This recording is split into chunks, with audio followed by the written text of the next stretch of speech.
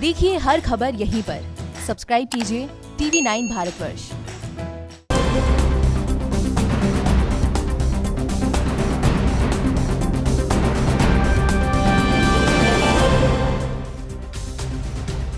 नमस्कार, देश के सबसे बड़े न्यूज नेटवर्क TV9 पर आप देख रहे हैं न्यूज टॉप 9 और आपके साथ मैं हूं करुणा शंकर शर्मा। लेबनान की राजधानी बेरूत में हुए धमाके के बाद पूरी दुनिया हिल गई है। इतने बड़े धमाके की साजिश आखिर किसने रची? शक इजराइल पर भी जताया गया है, लेकिन इजराइल ने ऐसी खबरों को सिरे से खारिज कर दिया। अब अमेरिका के एक चैनल की तरफ से दावा किया गया है कि इसके पीछे आतंकी संगठन हिजबुल्लाह का हाथ है। बेरूत के अलावा कल दुनिया के किस किस देश में धमाके की गूंज सुनाई दी है, इन सारी अहम खबरों को आप देखिए न्यूज टॉप 9 पहली दुनिया में।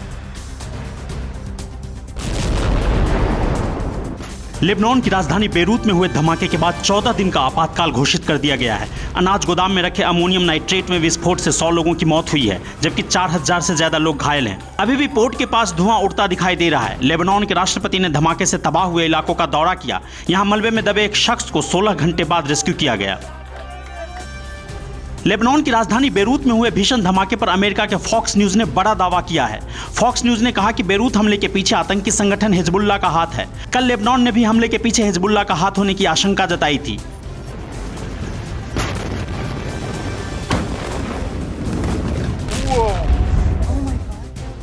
बेरूत धमाके की कई ऐसी तस्वीरें आई हैं जो दिल दहलाने वाली है। एक घर की बालकनी में धमाके के बाद मां अपने बच्चे को लेकर तुरंत भागती हुई नजर आती है। ये तस्वीर देखिए। विस्फोट के बाद एक पिता अपने बच्चे की जान बचाने के लिए एक टेबल के नीचे कैसे छिप जाता है। एक और तस्वीर में देखिए कैसे चर्च में पादरी खुद को बचाने के लिए भागता है, लेकिन उसके ऊपर मलबा गिर जाता है। बेरूत में चर्च के बाहर दुल्हन फोटो शूट करा रही थी। अचानक जोरदार धमाके की आवाज आती है। इसके बाद हर तरफ धुआं ही धुआं और मलबा नजर आता है। वहां मौजूद लोग दुल्हन को चर्च में लिए जाते दिखते हैं। एक घर में मां अपने 3 बच्चों के साथ दिखती है। अचानक धमाके से खिड़कियां टूट जाती है। थोड़ी देर तक तो मां बेसुध एक बच्चे को सीने से लगाए रहती है, फिर वो सभी को लेकर कमरे की ओर भागती है। लेबनान के बेरूत में धमाका होने के बाद भी पूर्व प्रधानमंत्री रफीक हरीरी की हत्या के केस में कल आने वाले फैसले को टाल दिया गया। साल 2005 में कार आत्मघाती हमले में रफीक हरीरी की हत्या कर दी गई थी। संयुक्त राष्ट्र का एक ट्रिब्यूनल इस हत्या के मामले में शुक्रवार को फैसला सुनाने वाला था। इसमें सभी 4 आरोपी ईरान समर्थित हिजबुल्लाह समूह के हैं। नॉर्थ कोरिया के हाइसन में हुए धमाके में 12 से ज्यादा लोगों के मारे जाने की खबर है। हाइसन चीन सीमा से सटा एक शहर है। एक चश्मदीद ने बताया कि हाइसन के ऊपर हमने तेज आवाज के साथ धुआं देखा। हमारे साथ कई और लोग भी पार्क में मौजूद थे, लेकिन विस्फोट क्यों हुआ इसका पता नहीं। इराक के अजमान शहर में फलों और सब्जियों की बाजार में आग लगने से भगदड़ मच गई। इंडस्ट्रियल इलाके में अचानक आग भड़की और देखते ही देखते पूरे बाजार को आगोश में ले लिया। कड़ी मशक्कत के बाद फायर ब्रिगेड की 7 गाड़ियों ने आग पर काबू पाया। आग लगने के बाद सड़क को आवागमन के लिए बंद कर दिया गया था। इराक के नजफ शहर के फूड वेयरहाउस में कल आग लग गई। आग में 20 वेयरहाउस पूरी तरह जलकर खाक हो गए। आग के बाद धुएं का गुबार काफी ऊंचाई तक दिखाई दिया। काफी दूर तक आग की लपटें और धुआं दिखाई दे रहा था। इस हादसे में किसी के हताहत होने की खबर नहीं है। आग कैसे लगी इसका अभी पता नहीं चल पाया है। पाकिस्तान के कराची में कश्मीरियों के समर्थन में निकाली गई रैली में कल बहुत बड़ा धमाका हुआ। हमले में करीब 40 लोग घायल हो गए। रैली कराची के गुलशन ए इकबाल इलाके में जमात इस्लामी की ओर से बुलाई गई थी। पुलिस के मुताबिक रैली के पास से ही अज्ञात तत्वों ने एक मोटरसाइकिल में बम लगा दिया था। हमलावर मौके से फरार हैं। मुंबई में भारी बारिश के बाद कैसे तबाही मच गई है। सड़क पर गाड़ियों की जगह चल रही है बोट्स। लोकल ट्रेन में फंसे यात्रियों को कैसे रेस्क्यू किया गया। मुंबई में अगले 24 घंटे भारी पड़ने वाले हैं। जेजे अस्पताल में घुटनों तक पानी भर गया है। मरीजों का हाल बेहाल है। आप देखिए मुंबई में भारी बारिश के बाद तबाही की हर खबर न्यूज टॉप 9 पानी पानी मुंबई में। मुंबई में हो रही मूसलाधार बारिश से 2005 जैसे हालात बनते नजर आ रहे हैं। हर तरफ पानी ही पानी नजर आ रहा है। रिहायशी इलाके जलमग्न हो गए हैं तो सड़कें और रेलवे स्टेशन भी पानी पानी है। सड़कों पर बोट चल रही है, जिससे लोगों को रेस्क्यू कर सुरक्षित स्थानों पर पहुंचाया जा रहा है। कई जगह तेज आंधी से पेड़ गिरने से गाड़ियां क्षतिग्रस्त हो गई हैं। मुंबई में हो रही मूसलाधार बारिश से मस्जिद और भाईखला स्टेशन के बीच 2 ट्रेनें ट्रैक पर पानी भर जाने की वजह से फंस गई। एनडीआरएफ ने ट्रेन में फंसे 150 यात्रियों का बोट के जरिए रेस्क्यू किया, जबकि अभी भी कई यात्री ट्रेन में ही फंसे हुए हैं। ट्रैक पर पानी भर जाने से चर्च गेट, मुंबई सेंट्रल और मरीन लाइन्स की लोकल सेवा को रोक दिया गया है। तेज बारिश की वजह से बायकुला रेलवे स्टेशन के बाहर भारी जाम लग गया। सड़कों पर घुटनों तक पानी भरने से वाहन रेंगते नजर आए, जिससे कई किलोमीटर तक सिर्फ वाहनों की कतार लग गई। इंजन में पानी भर जाने से कई वाहन बीच सड़क पर ही खड़े हो गए, जिन्हें धक्का देकर सड़क से हटाया गया। मुंबई में भारी बारिश की वजह से चर्चगेट और मरीन लाइन स्टेशन के बीच ओवरहेड वायर पर पेड़ गिरने से आग लग गई, जिसकी वजह से लोकल सेवा रोकनी पड़ी। वहीं एलिफेंस्टन इलाके में भी ट्रक के ऊपर तेज आंधी से पेड़ उखड़कर गिर गया। गनीमत रही कि ट्रक पर उस समय कोई मौजूद नहीं था। घर से पानी निकाल रहा ये हॉकी खिलाड़ी युवराज वाल्मीकि है, जिनके घर में कई फीट तक बारिश का पानी भर गया है। युवराज ने पानी निकालते हुए अपना वीडियो ट्वीट किया, जिसमें उन्होंने लिखा है कि मेरे घर में पानी भर गया है, प्लीज मेरी मदद कीजिए। प्रधानमंत्री मोदी ने मुंबई और आसपास के इलाकों में हो रही भारी बारिश से बिगड़ते हालात को लेकर सीएम उद्धव ठाकरे से बातचीत की और केंद्र से हर संभव मदद का भरोसा दिया। वहीं सीएम उद्धव ठाकरे ने मूसलाधार बारिश के मद्देनजर लोगों से बहुत जरूरी होने पर ही घर से निकलने की अपील की है। मुंबई में हो रही मूसलाधार बारिश से जनजीवन अस्त व्यस्त हो गया है। ये वीडियो जेजे अस्पताल का है, जहां हर तरफ पानी ही पानी नजर आ रहा है। एंट्री गेट से लेकर हर वार्ड में घुटने तक पानी भर गया है, जिसकी वजह से मरीजों और उनके तीमारदारों को भी भारी दिक्कतों का सामना करना पड़ रहा है। मुंबई में हो रही तेज बारिश से सड़कों पर कई फीट तक पानी भर गया है। तेज आंधी आने से सड़कों पर कई जगह पेड़ गिर गए हैं, जिसकी वजह से यातायात पर असर पड़ा है। फायर ब्रिगेड की टीम रास्ता साफ करने में जुटी है, जिससे यातायात बहाल किया जा सके। वहीं तेज आंधी में जीवाई पाटिल स्टेडियम के ऊपर लगा टीन शेड भी उड़ गया। प्रधानमंत्री मोदी ने मुंबई और आसपास के इलाकों में हो रही भारी बारिश से बिगड़ते हालात को लेकर सीएम उद्धव ठाकरे से बातचीत की और केंद्र से हर संभव मदद का भरोसा दिया। वहीं सीएम उद्धव ठाकरे ने मूसलाधार बारिश के मद्देनजर लोगों से बहुत जरूरी होने पर ही घर से निकलने की अपील की है। और अब बात सुशांत केस के अभिनेता सुशांत सिंह राजपूत की जांच अब केंद्र सरकार ने सीबीआई को सौंप दी है। ईडी ने किया चक्रवर्ती को पूछताछ के लिए समन। सुशांत की एक्स मैनेजर दिशा सालियान के पिता ने क्यों मुंबई पुलिस से की है शिकायत। सुशांत से जुड़ी सभी अहम खबरों को आप देखिए न्यूज़ टॉप 9 सुशांत में।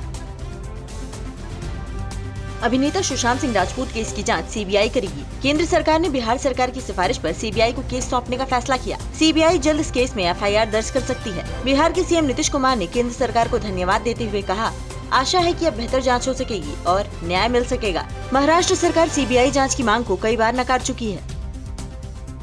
सुशांत केस में आरोपी अभिनेत्री और उनकी गर्लफ्रेंड रही रिया चक्रवर्ती पर शिकंजा कसता नजर आ रहा है। प्रवर्तन निदेशालय ने पैसों की लेन देन के मामले में रिया को पूछताछ के लिए समन भेजा है। ईडी ने उन्हें कल यानी शुक्रवार को मुंबई के ऑफिस में पेश होने को कहा। ईडी ने सुशांत के अकाउंट से 15 करोड़ रुपए के लेन देन के मामले में रिया पर मनी लॉन्ड्रिंग का केस दर्ज किया है।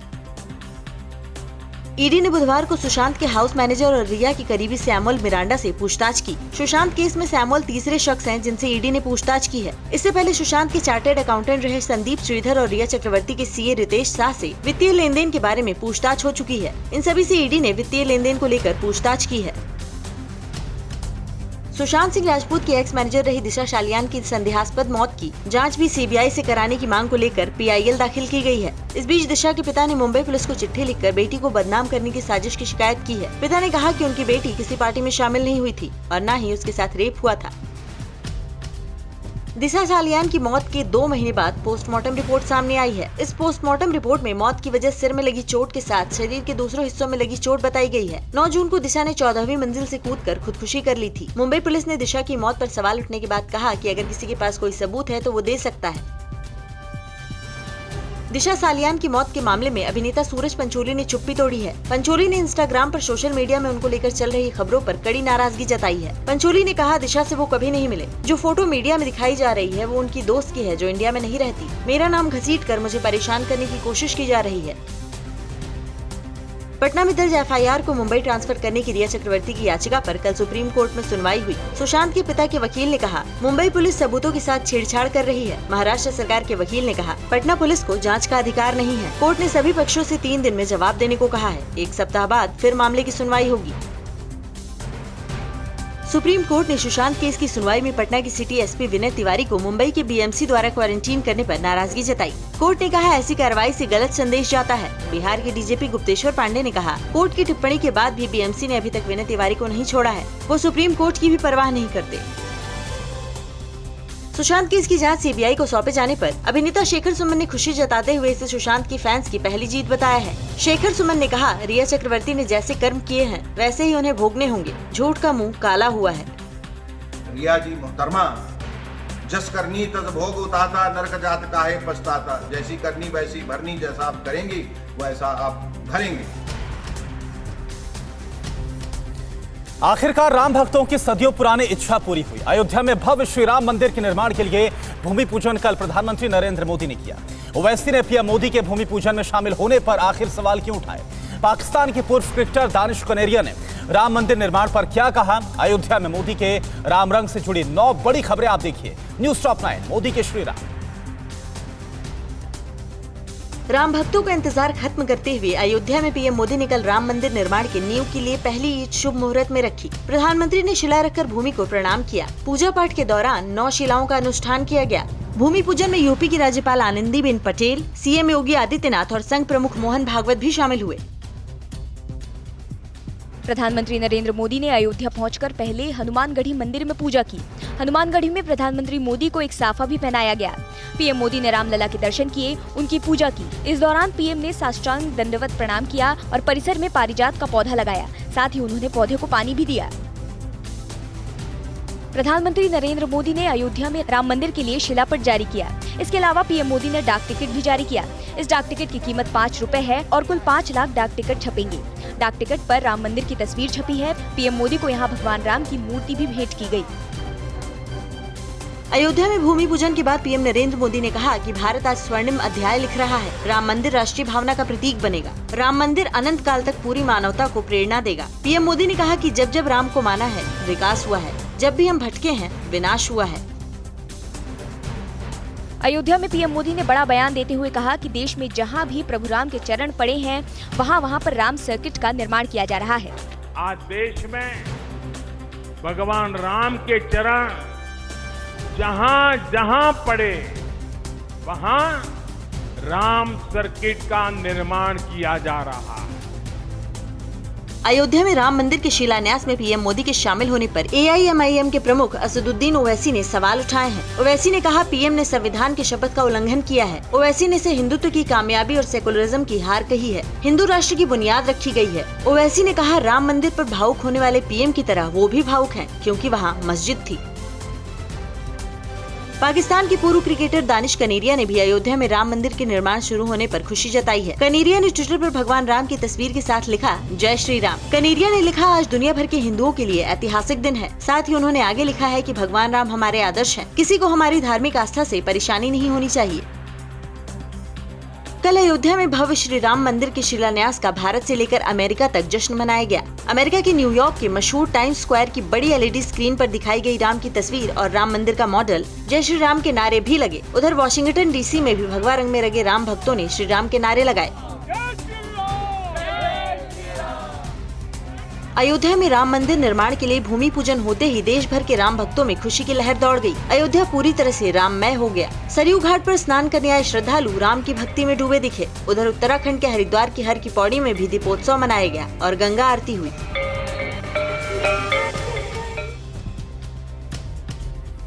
वहीं भारत ने आखिर किस मसले पर चीन को लताड़ लगाई है? अनुच्छेद 370 हटाए जाने के 1 साल पूरे होने पर घाटी में कैसे मनाया गया जश्न?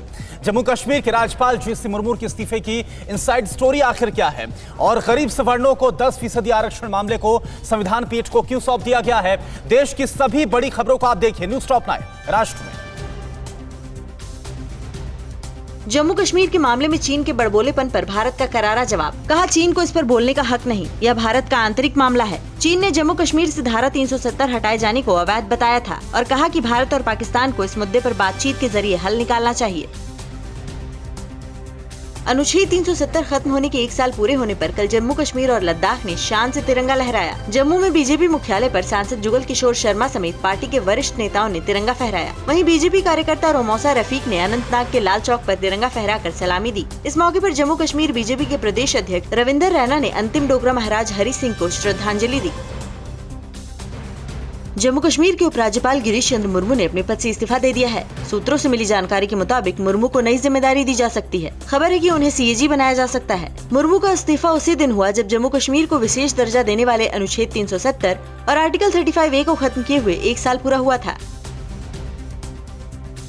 सुप्रीम कोर्ट ने केंद्र सरकार के सवर्ण गरीबों को आर्थिक आधार पर नौकरियों और शिक्षण संस्थानों में प्रवेश के लिए 10% आरक्षण देने के फैसले की चुनौती देने वाली याचिका संविधान पीठ को सौंप दी है। मुख्य न्यायाधीश की अध्यक्षता वाली खंडपीठ ने कहा कि केंद्र के फैसले को चुनौती देने वाली 35 याचिकाओं पर सुनवाई अब 5 जजों की संविधान पीठ करेगी।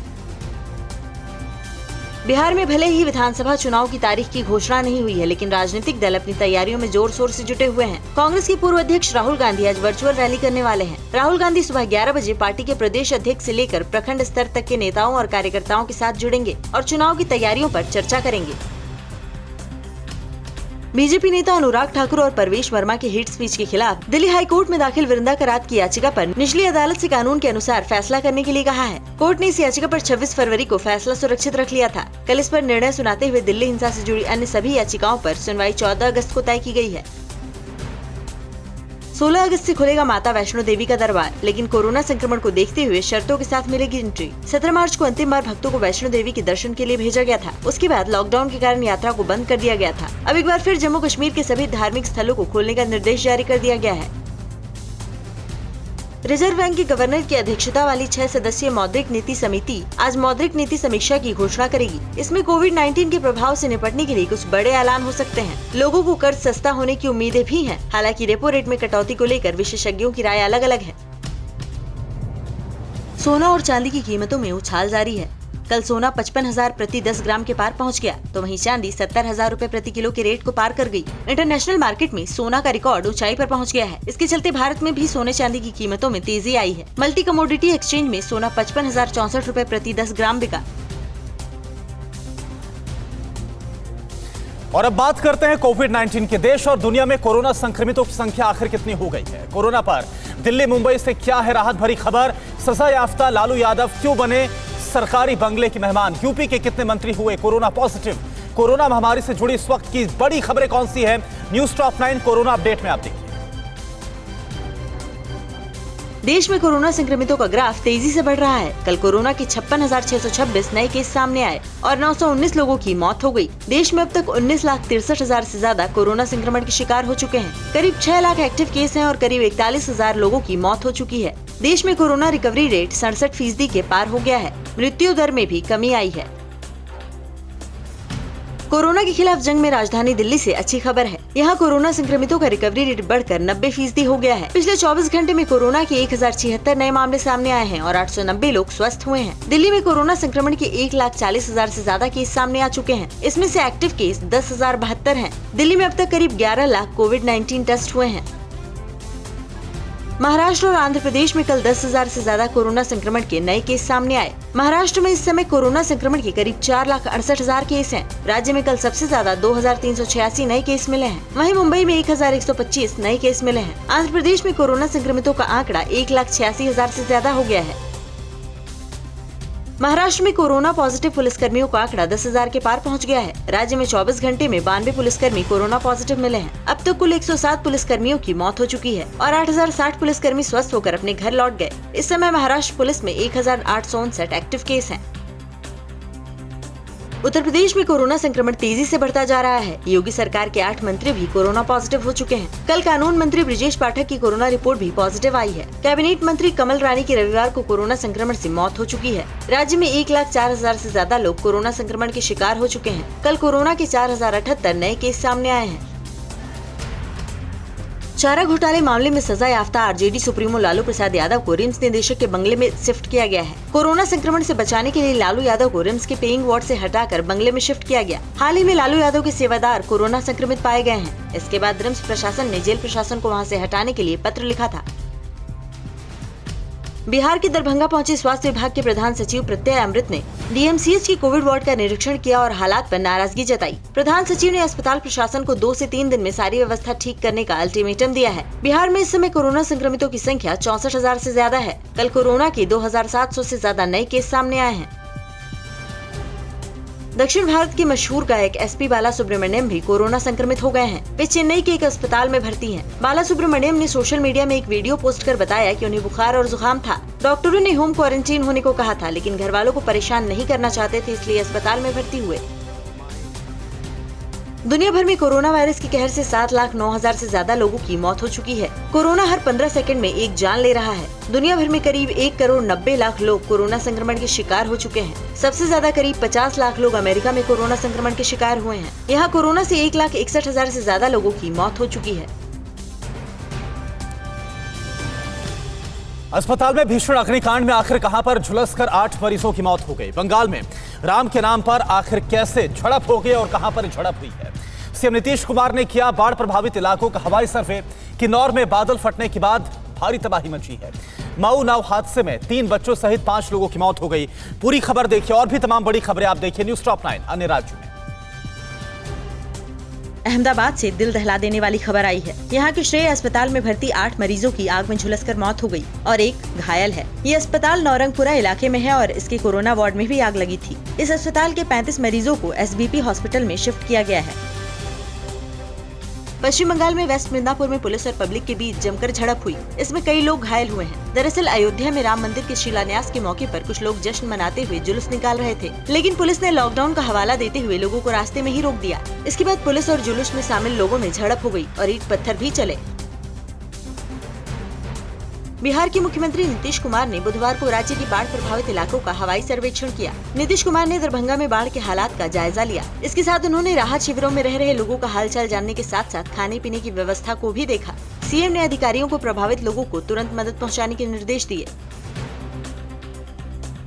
हिमाचल प्रदेश के किन्नौर में चोलिंग के पास बुधवार तड़के बादल फटने से नाले में बाढ़ आ गई। NH5 और चोलिंग में सेना के हेलीपैड पर मलबा भर गया। NH पर करीब 9 घंटे तक यातायात ठप रहा। पुराना इंडो तिब्बत सड़क मार्ग भी प्रभावित हुआ। उधर शिमला के भट्टाकुफर में ढली टनल के नजदीक पहाड़ दरकने से कई गाड़ियां मलबे में दब गयी। इनमें 2 कारें पूरी तरह से क्षतिग्रस्त हो गयी हैं। यूपी के मऊ में नाव डूबने से 3 मासूम समेत 5 लोगों की मौत हो गई। मरने वालों में 2 महिलाएं भी हैं। ये हादसा तब हुआ जब घाघरा नदी का पानी गांव में घुसने के बाद अफरा तफरी मच गई। लोग नाव पर सवार होकर पलायन करने लगे, लेकिन तभी नाव अनियंत्रित होकर पलट गई। घटना मधुबन थाना क्षेत्र के चक्की मूसा दोही गाँव की है। छत्तीसगढ़ के धमतरी में पुल पार कर रहे नारायणपुर में पदस्थ CAF का जवान पानी के तेज बहाव में बाइक सहित बह गया। लोगों ने नदी में कूदकर कड़ी मशक्कत के बाद जवान को बचाया। सीता नदी पर बना पुल जलमग्न हो गया है। इसके बावजूद लोग जान जोखिम में डालकर नदी पार कर रहे हैं, जिससे कभी भी बड़ा हादसा हो सकता है। यूपी के नोएडा के सूरजपुर में संदीप शर्मा के घर हुई फायरिंग मामले में पुलिस ने रणदीप भाटी गैंग के शार्प शूटर समेत 5 आरोपियों को गिरफ्तार कर लिया है। पुलिस ने आरोपियों के पास से 32 बोर की एक पिस्टल, 2 तमंचे के साथ 10 जिंदा कारतूस बरामद किए हैं। 2 अगस्त को संदीप शर्मा के घर गिरफ्तार आरोपियों ने तोड़फोड़ और फायरिंग की थी। बाड़मेर में इंसानियत को शर्मसार कर देने वाला वीडियो सामने आया है, जिसमें कुछ जवान लोग एक 90 साल के बुजुर्ग को लाठी और डंडे से पीट रहे हैं। पुलिस मामला दर्ज कर जांच में जुटी है। वीडियो में साफ दिखाई दे रहा है कि 2-3 जवान लोग जिनके हाथ में डंडे हैं, वो एक घर में बुजुर्ग और महिलाओं को बेरहमी से पीट रहे हैं। यूपी में संत कबीर नगर के बाढ़ प्रभावित इलाके के दौरे पर निकले बीजेपी सांसद प्रवीण निषाद नाव पर ही बेहोश हो गए। आनन फानन में नाव को किनारे पर लाया गया और सांसद को इलाज के लिए अस्पताल ले जाया गया। सांसद प्रवीण निषाद जिले के धनघटा क्षेत्र में बाढ़ग्रस्त इलाके का दौरा करने पहुंचे थे। इसी दौरान उनकी तबीयत बिगड़ गई। न्यूज़ टॉप 9 रोज सुबह 7 बजे और शाम 7 बजे सिर्फ TV9 भारतवर्ष पर।